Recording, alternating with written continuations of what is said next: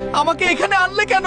ওরে এই, আমি ভয় পাচ্ছি, সরাও এগুলা। উফ, ধীরে, একটু ধীরে করো, ওখানেই তো আমার ক্ষত। না, ওটা আমার গায়ে লাগিও না।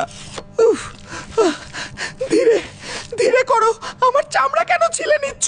উফ, আবার ছুরি, আমি আর পারছি না, প্লিজ একটু আস্তে করো।